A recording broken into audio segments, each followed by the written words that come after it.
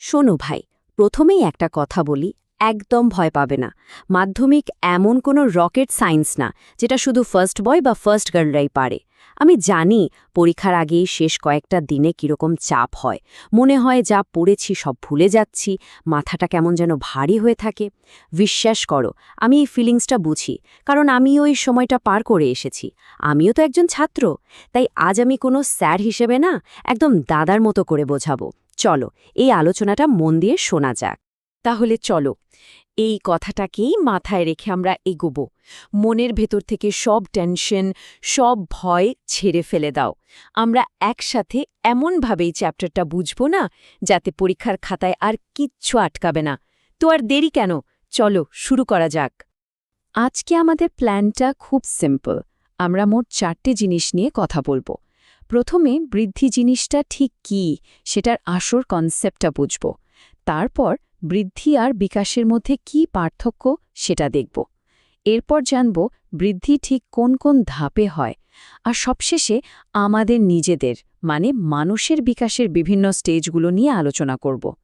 শুনতে হয়তো অনেক কিছু লাগছে, কিন্তু দেখবে প্রত্যেকটা টপিক একটার সাথে আরেকটা কিভাবে জুড়ে আছে, জলের মতো সোজা লাগবে। আচ্ছা, তাহলে চলো আমাদের প্রথম পার্টে যাওয়া যাক। দেখো, যে কোনো বড় বিল্ডিং বানাতে গেলে আগে তার ভিতটা মজবুত করতে হয়, তাই না? ঠিক সেরকমই এই অধ্যায়টা ভালো করে বুঝতে হলে এর ভিতটা মানে বৃদ্ধির সঠিক ধারণাটা আমাদের একেবারে পরিষ্কার করে নিতে হবে। বইয়ের ভাষায় এই সংজ্ঞাটা দেখো। এখানে কয়েকটা শব্দ কিন্তু খুব ইম্পর্ট্যান্ট। 1 নম্বর হলো, এটা একটা শারীরবৃত্তীয় প্রক্রিয়া। মানে এটা কোনো বাইরের জিনিস না, এটা জীবের শরীরের ভেতরে স্বাভাবিকভাবে হয়। আর 2 নম্বর, আর সবথেকে জরুরি যেটা, সেটা হলো শুষ্ক ভরের স্থায়ী বৃদ্ধি। আচ্ছা, শুষ্ক ভর বা ড্রাই ওয়েট জিনিসটা কি? ভাবো একটা গাছের পাতা, তার মধ্যে তো জল আছে। যদি পাতাটাকে পুরো শুকিয়ে ফেলা হয়, জলটা উবে যাওয়ার পর যেটুকু ওজন পড়ে থাকবে, সেটাই হলো তার শুষ্ক ভর। এই শুষ্ক ভরের পার্মানেন্ট বৃদ্ধিকেই আমরা আসল বৃদ্ধি বলি। আর শোনো, একটা ছোট্ট টিপস দিই। পরীক্ষায় যদি 1 নম্বরের জন্য প্রশ্ন আসে বৃদ্ধি কাকে বলে, তাহলে কিচ্ছু না ভেবে এই লাইনটা হুবহু লিখে দেবে। 1 নম্বর একেবারে পকেটে। তাই এটা ভালো করে মনে রাখা চাই। তো বৃদ্ধির প্রধান বৈশিষ্ট্য কি কি? মূলত 3টে জিনিস। প্রথমত, এটা অপরিবর্তনীয়, মানে একটা চারা গাছ একবার বড় হয়ে গেলে আর ছোট হয় না। দ্বিতীয়ত, এর ফলে কোষের ভেতরের যে জীবন্ত অংশ মানে প্রোটোপ্লাজম, সেটার পরিমাণ বাড়ে। আর তৃতীয়ত, পুরো ব্যাপারটা কিন্তু একটা নিয়ন্ত্রিত প্রক্রিয়া, মানে যা খুশিভাবে হয় না, একটা নির্দিষ্ট নিয়ম মেনে হয়। চলো, এবার আমাদের দ্বিতীয় অংশে যাওয়া যাক। বৃদ্ধি আর বিকাশের মধ্যে পার্থক্যটা কি? এটা কিন্তু পরীক্ষকদের একটা খুব পছন্দের প্রশ্ন, প্রায় পরীক্ষায় আসে। তাই এটা আমাদের খুব ভালো করে বুঝতে হবে। এই টেবিলটা দেখলেই ব্যাপারটা পরিষ্কার হয়ে যাবে। দেখো, বৃদ্ধি হলো পরিমাণগত, মানে কতটা লম্বা হলো বা কতটা ওজন বাড়লো সেটা মাপা যায়। আর বিকাশ হলো গুণগত, মানে শরীরের গঠন আর কাজের ক্ষমতা কতটা উন্নত হলো। একটা উদাহরণ দিই, একটা শিশু লম্বা হচ্ছে, এটা হলো বৃদ্ধি। আর শিশুটা হাঁটতে শিখছে, কথা বলতে শিখছে, এটা হলো তার বিকাশ। আশা করি এবার ব্যাপারটা পরিষ্কার। আমি আবারও বলছি, এই পার্থক্যটা কিন্তু খুব ভালো করে তৈরি করতে হবে। একদম ভয় পাবে না। শুধু এই টেবিলের পয়েন্টগুলো মনে রাখলেই দেখবে উত্তর লেখাটা কত সহজ হয়ে গেছে। বেশ, তাহলে বৃদ্ধি কি আর বিকাশের সাথে তার পার্থক্য কি সেটা তো আমরা বুঝলাম। কিন্তু এই যে বৃদ্ধি হয়, এটা ঠিক কিভাবে হয়, এই স্টেপগুলো কি কি? চলো আমাদের তৃতীয় অংশে সেটাই জেনে নেওয়া যাক। বৃদ্ধির পুরো প্রক্রিয়াটা মূলত 3টে ধাপে হয়। ভাবো, প্রথমে মাইটোসিস পদ্ধতিতে একটা কোষ থেকে দুটো, দুটো থেকে 4টে, এভাবে অনেক কোষ তৈরি হয়। এটা হলো কোষ বিভাজন। তারপর এই নতুন কোষগুলো জল আর খাবার নিয়ে ফুলে ফেপে বড় হয়। এটা হলো কোষের আকার বৃদ্ধি। আর সবশেষে এই কোষগুলো ঠিক করে নেয় কে কোন কাজটা করবে। কেউ হয়তো গাছের পাতার কোষ হবে, কেউ মূলের, কেউ বা কাণ্ডের। এই কাজ ভাগ করে নেওয়াকে বলে কোষীয় বিভেদন। সিম্পল, তাই না? এখানে একটা কথা কিন্তু মাথায় গেঁথে নিতে হবে। এই 3টে দশার নাম কিন্তু সবসময় সিরিয়াল অনুযায়ী লিখতে হবে, একটার পর একটা। যদি ক্রমটা উল্টোপাল্টা করে ফেলো, তাহলে কিন্তু নাম্বার কাটা যেতে পারে। So be careful. এতক্ষণ তো আমরা কোষ আর গাছের বৃদ্ধি নিয়ে কথা বললাম।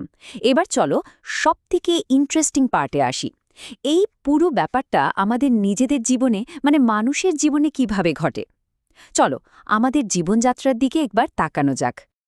তোমাদের জীবনবিজ্ঞান বইয়ের এই ছবিটা তো সবার খুব চেনা, তাই না? এই ছবিটার সাহায্যে আমরা মানব বিকাশের যে 5টা প্রধান স্টেজ আছে সেগুলো খুব সহজে বুঝে নেব। আমাদের পুরো জীবনটাকে মূলত এই 5টা দশায় ভাগ করা হয়। প্রথমটা হলো শৈশব, তারপর শৈশবকাল, এরপর বয়ঃসন্ধি, তারপর পরিণত দশা আর শেষে বার্ধক্য। প্রত্যেকটা স্টেজেরই কিন্তু আলাদা আলাদা বৈশিষ্ট্য আছে।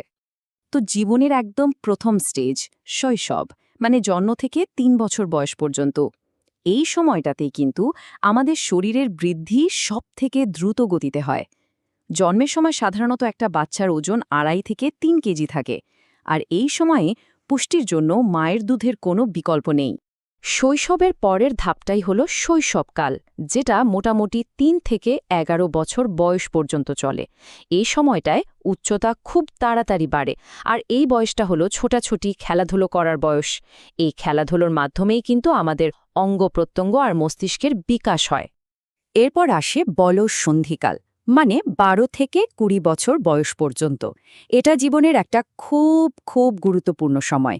এই সময়টাতেই হরমোনের প্রভাবে আমাদের শরীরে আর মনে অনেক বড় বড় পরিবর্তন আসে। ছেলেদের শরীরে টেস্টোস্টেরন আর মেয়েদের শরীরে ইস্ট্রোজেন হরমোন এই পরিবর্তনগুলো ঘটায়। আর শোনো, এই বয়সটায় মানে তোমাদের মধ্যে অনেকেই হয়তো এখন এই সময়ের মধ্যে দিয়ে যাচ্ছ। মনে অনেক রকম প্রশ্ন আসে, অনেক কনফিউশন তৈরি হয়, তাই না? এটা কিন্তু একদম স্বাভাবিক একটা ব্যাপার, এটা সবার সাথেই হয়। তাই এটা নিয়ে একদম ঘাবড়ে যাবে না বা ভয় পাবে না। বয়ঃসন্ধির পর আসে পরিণত দশা। এটা জীবনের সবথেকে লম্বা একটা ফেজ, প্রায় 60 বছর বয়স পর্যন্ত। এই সময়টাতে আমাদের শারীরিক বৃদ্ধি থেমে যায়, কিন্তু আমরা আমাদের কাজকর্মের সবথেকে বেশি অ্যাক্টিভ থাকি। পড়াশোনা শেষ করে চাকরি, সংসার এই সবের শুরু হয় এই দশাতে। আর জীবনের শেষ পর্যায় হল বার্ধক্য, যা 60 বছরের পর থেকে শুরু হয়। এই সময়ে স্বাভাবিকভাবেই শরীরের কর্মক্ষমতা একটু একটু করে কমতে থাকে। তাই স্বাস্থ্যের দিকে বিশেষ নজর দেওয়াটা খুব জরুরি হয়ে পড়ে। যেমন নিয়মিত হাঁটাচলা করা, সময়মতো হেলথ চেকআপ করা আর মনকে ভালো রাখা। তো আমরা পুরো জীবনের জার্নিটা দেখে নিলাম। এবার শেষ করার আগে একটা জিনিস ভাবো তো, জীবনের প্রত্যেকটা স্টেজে আমাদের যা যা প্রয়োজন হয়, আমাদের যা যা চাহিদা থাকে, সেইগুলো কিভাবে আমাদের একজন সম্পূর্ণ মানুষ হিসেবে গড়ে তোলে। এই কানেকশনটা একবার ধরতে পারলেই দেখবে পুরো চ্যাপ্টারটা তোমার কাছে জলের মতো পরিষ্কার। শেষ করার আগে আবারও সেই প্রথম কথাটা বলি। আমি জানি পরীক্ষার আগে মাথায় এখন হাজারটা চিন্তা ঘুরছে, কিন্তু আমার ওপর বিশ্বাস রাখো, এই শেষ কয়েকটা দিন যদি ঠিকঠাকভাবে পার করে দিতে পারো, তাহলে রেজাল্টের দিন নিজেরাই নিজেদের জন্য গর্ব করবে। তাই ভয় পেও না ভাই, মাধ্যমিক তোমাকে হারাতে পারবে না। আজকের এই আলোচনাটা যদি তোমার ভয় একটু হলেও কমাতে পারে, যদি একটুও সাহায্য করে থাকে, তাহলে একটা লাইক করে দাদাকে জানিও, এটা আমাকে খুব মোটিভেট করে। তোমার এমন কোনো বন্ধুকে এটা শেয়ার করো যে হয়তো এখনও এই চ্যাপ্টারটা নিয়ে ভয়ে আছে।